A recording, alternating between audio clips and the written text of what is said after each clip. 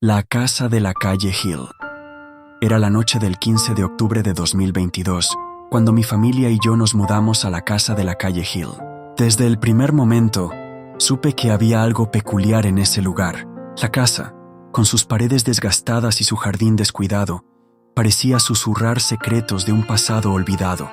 A pesar de su apariencia sombría, mis padres estaban emocionados por tener un nuevo hogar, uno que prometía ser un refugio para nosotros. Al entrar, el aire se sentía pesado, como si el tiempo se hubiera detenido. Recorrí las habitaciones, cada una más oscura y fría que la anterior. En la sala de estar, una chimenea antigua dominaba la escena, cubierta de hollín y telarañas. Las ventanas estaban cubiertas con cortinas pesadas que filtraban la luz de la luna, creando sombras danzantes en el suelo de madera. No pude evitar sentir un escalofrío al observar el retrato de una mujer que colgaba sobre la chimenea. Su mirada penetrante parecía seguirme, como si quisiera advertirme de algo. Durante las primeras semanas, intentamos adaptarnos a nuestra nueva vida. Sin embargo, pronto comenzaron a ocurrir cosas extrañas. Al principio, eran solo ruidos, crujidos en el piso de arriba, susurros en la oscuridad. Pensé que eran solo las viejas tuberías de la casa, pero mi hermana menor, Clara, parecía tener otra opinión. «Hay alguien aquí», decía con voz temblorosa.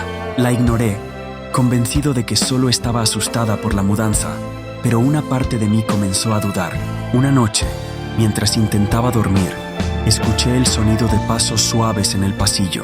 Mi corazón latía con fuerza mientras me levantaba de la cama y me asomaba por la puerta. El pasillo estaba en penumbras y la única luz provenía de la luna que se filtraba a través de las ventanas. No había nadie allí. Sin embargo, el aire estaba cargado de una presencia inquietante, una sensación de que no estábamos solos. Decidí investigar un poco más sobre la casa. Al día siguiente, fui a la biblioteca local, donde una anciana bibliotecaria me miró con curiosidad cuando le pregunté sobre la casa de la calle Hill. «Ah, esa casa», dijo con un susurro. Fue un asilo en los años 30. Muchos de los residentes nunca abandonaron el lugar. Su voz temblaba, como si las palabras le costaran salir. Me contó historias de locura y desesperación, de almas perdidas que vagaban por los pasillos, buscando paz en un mundo que les había dado la espalda. Sentí un escalofrío recorrer mi espalda mientras escuchaba. ¿Podría ser que los ruidos que escuchábamos fueran el eco de esas almas? Al regresar a casa, decidí que necesitaba averiguarlo. Esa noche, armándome de valor, bajé al sótano, un lugar que había evitado hasta entonces. Las escaleras crujían bajo mis pies y el aire se volvía más frío a medida que descendía. El sótano estaba lleno de viejas cajas y muebles cubiertos de polvo. Mientras exploraba, encontré una pequeña caja de madera con una cerradura oxidada. Sin pensarlo, la abrí y dentro había un diario desgastado. Las páginas estaban amarillentas y llenas de manchas, pero logré descifrar algunas palabras. Era el diario de una enfermera que había trabajado en el asilo.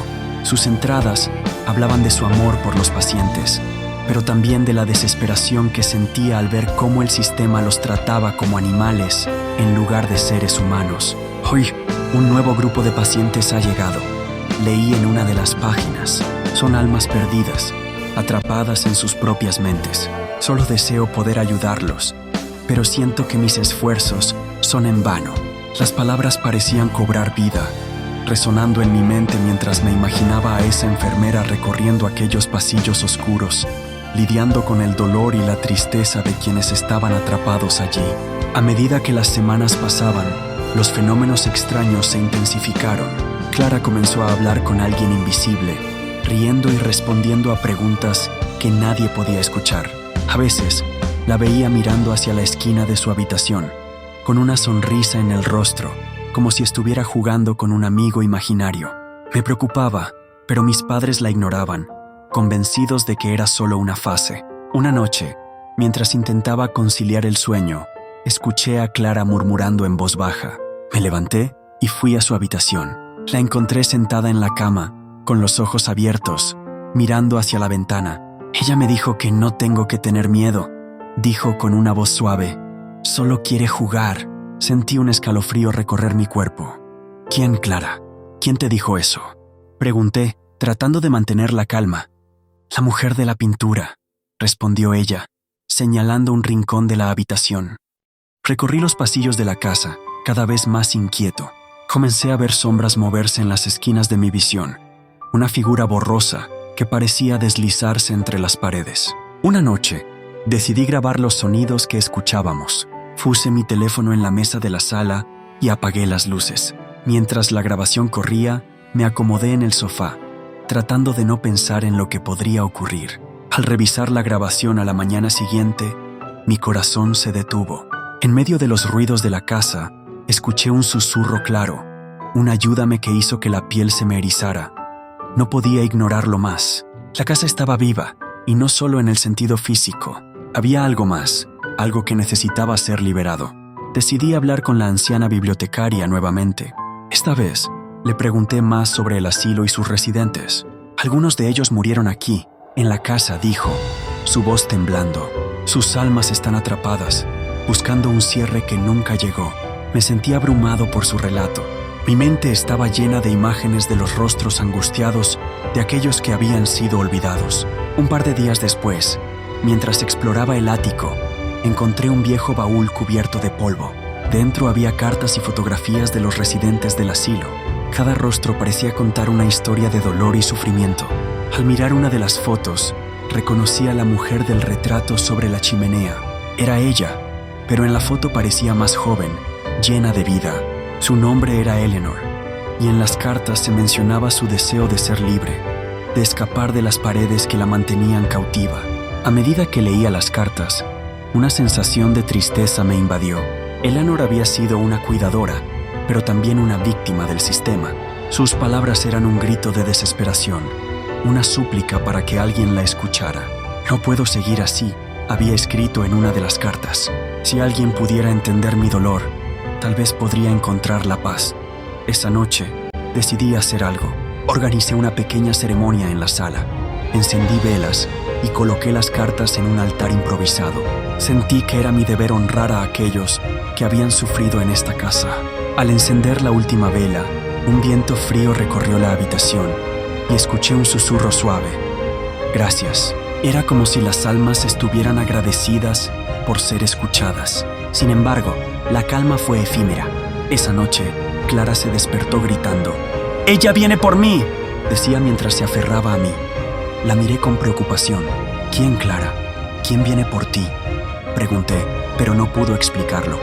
La atmósfera en la casa se volvió densa, como si una tormenta se acercara. Los ruidos se intensificaron y las sombras se alargaron, llenando cada rincón de la casa. Al día siguiente, decidí que era hora de enfrentar mis miedos. Armado con el diario de la enfermera y las cartas de Eleanor, me dirigí al sótano una vez más. Sentí que debía confrontar lo que estaba sucediendo. Al bajar, el aire se volvió más frío y los susurros se convirtieron en gritos. «¡Ayúdame!», resonó en mis oídos y caí de rodillas, abrumado por la desesperación. «Estoy aquí», grité, sintiendo que las lágrimas brotaban de mis ojos. «Quiero ayudarles. Solo díganme qué hacer». En ese momento, las luces comenzaron a parpadear y una figura apareció ante mí. Era Eleanor, su rostro marcado por el sufrimiento, pero también por una tristeza profunda. «No puedes ayudarnos», dijo con voz triste. «Estamos atrapados en este lugar y no hay forma de escapar». Mis palabras se atascaban en mi garganta. «¿Pero hay algo que pueda hacer? ¿Algo para liberar sus almas?», pregunté sintiendo que el tiempo se detenía. Ella sonrió débilmente. «Solo recuerda nuestras historias. Nunca dejes que se olviden». Con esas palabras, la figura se desvaneció y el sótano quedó en silencio.